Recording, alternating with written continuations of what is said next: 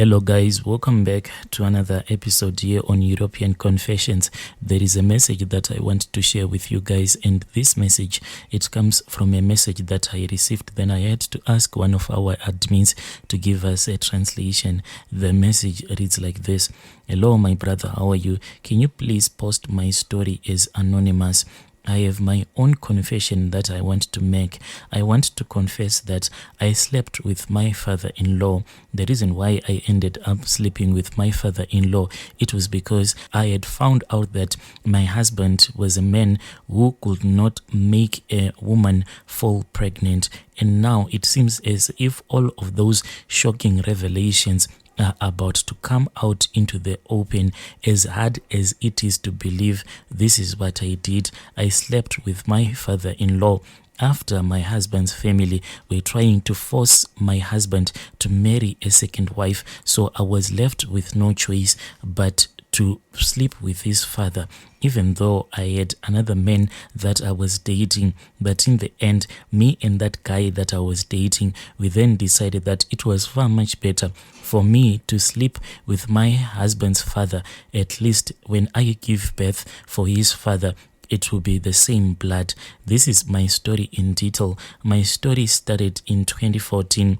I was still in college and young at that time when I met my husband. When I met my husband, he was already working. At first, when he tried to propose love to me, I didn't want to get into any relationship because I wanted to concentrate on my studies. But one night, what he did is that he just told me that he only wanted to take me out so that we can have dinner together. So we went out to a nice restaurant.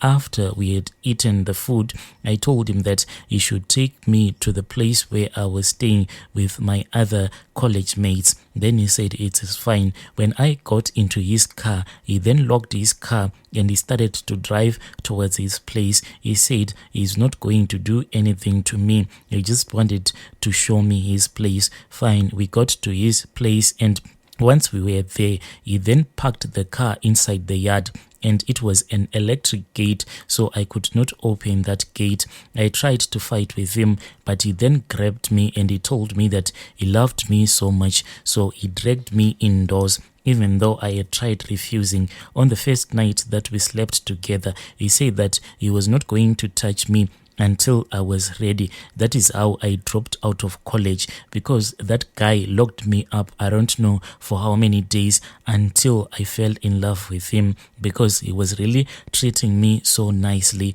When I started staying with him as husband and wife, we then started sleeping together, but I didn't fall pregnant in the first few months of us staying together. We stayed together until he had organized money so that he can send the money to my parents. Then that is how the lobola for my bride price was paid. After I was married to him, we then had a small wedding. After the wedding, that is when my husband's family started asking me if I was barren or what. My husband's sister, she would come over to our place and try to discuss this matter with us, asking us if everything was going well in the bedroom, as in if I was regularly going on my periods. Everything was fine with me, but at that time, as a woman, I kept on blaming myself, telling myself that I was the one to be blamed for not being able to give my husband a child. We stayed like that, me and my husband. We loved each other. That was when one day, when one of my cousin sisters, she came, then she told me that on the other side of the location, there was this other new prophet. He was a prophet of the white garment churches. My cousin sister told me that she had gone there. When she had gone there, she was fighting with her husband a lot. She was given some water from the river and some stones to use for her prayers. After she had been given those things, that was when she went back home. When my cousin sister used those prayers, she said that everything started to go on very well. After that, she went with me. When I went there, indeed, I was given a little bit of a prophecy. At that time, when that man told me that my husband was the problem, he needed to be given some prayers because his sperms were not good enough. They were weak. That prophet told me that his sperm were too weak for him to impregnate a woman. I rushed back home and I was really excited with this news, thinking that my husband was going to agree to go with me to that church. But when I started speaking with my husband, before I could even tell him the prophecy that I had been given at church, I saw that his pride was too much. And if I was going to tell him that the prophet had told me that his semen was not powerful enough to impregnate a woman, it was going to be war in my marriage. So I chose to remain quiet. I then told myself that the word of a single prophet was not going to be enough for me. I then said, let me go to different churches, as many as I can, and if they give me the same prophecies, then indeed this will be the truth. So I started going around, going to different churches, trying to find a solution, but the same prophecy came coming back to me over and over again. That was when I met this other prophet. From the very first day that he set his eyes on me, according to him, he said that he fell in love with me. And when we looked at each other, I also fell in love with him. But as a married woman, I said, I am not going to cheat on my husband. Then that prophet approached me. Then he said that he can see that my mind is troubled. And he said that he feels that in my heart there is too much sorrow. He told me that I should come over to his house so that he can give me more prayers. So I lied to my husband and I told my husband that I wanted to go and visit my cousin's sister, but I'll be back on the same day. But I wanted to go and visit that prophet that I was slowly falling in love with. That prophet was staying in a one-back room.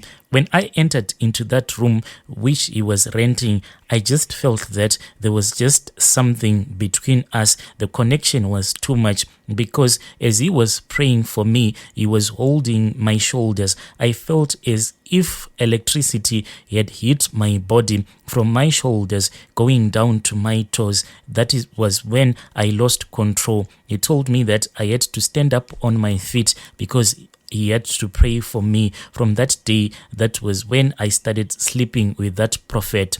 We slept together for almost a month.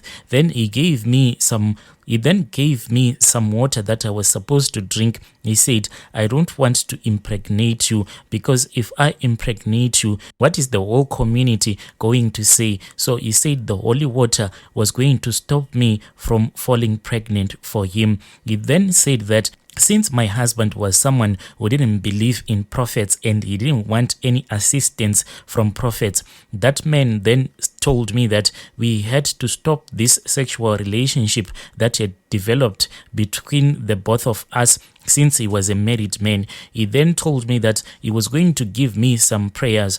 And once I had bathed with those prayers, I was supposed to travel back to my husband's village and stay for a little while with my in-laws. He said all the time I'll be in communication with you. And he said that he wanted me to sleep with my father-in-law. When he told me that he wanted me to sleep with my father-in-law, I cried because I felt as if he didn't love me enough, but he made me to see everything in reality. So I agreed. I then planned with my husband. I told my husband that when month end comes, I will be going to the village so that I can visit his mom and his father. He agreed. After we had bought some groceries, I then went to my husband's village. When I went there, then that prophet will tell me what kind of items that I was supposed to use so that my father-in-law can find me attractive. One day, when everyone had left the compound, others had gone to the fields, others had just gone around the village doing whatever they were doing. It was only me that was left with my father-in-law. He was just sitting, reading his newspapers, and I was going around doing my house chores. I then called the prophet and I told him that I was all alone with my father-in-law. He then told me that I had to sneak in his bedroom and I had to steal his underwear. After I had stolen his underwear, I was supposed to bath with clean water, not using any soap. Then he then made some prayers. I bathed whilst I was wearing my father-in-law's underwears. As soon as I had finished bathing, I then saw my father-in-law. He was already waiting for me just outside of the bathroom. He then told me that ever since I had been married to his son, he had found me to be very attractive. I didn't even deny him. That is how I started sleeping with my father-in-law. So I stayed at my husband's village with his parents until I had fallen pregnant for his father. After I had fallen pregnant for his father, I then returned back to the city. Then I slept with my husband. And in no time, I told him that I had fallen pregnant for him. He was very happy, my brother. And after I had told him that I had fallen pregnant for him, it seemed as if God then decided to bless my husband, because even now, the car that I am driving, it was bought for me by my husband. It was as a gift to me, because he said that I gave him a child at the time when he thought that he will die without a child. Now, my brother, with this whole thing of DNA show that is happening all over the country, this thing, it really keeps me scared. And whenever I come across that show, my heart just beat fast. And I keep on praying to God that may God never give him the idea of going for a DNA test. Hey, dear listeners, right there was a message that I received. Then I had to ask one of our admins to give us a translation.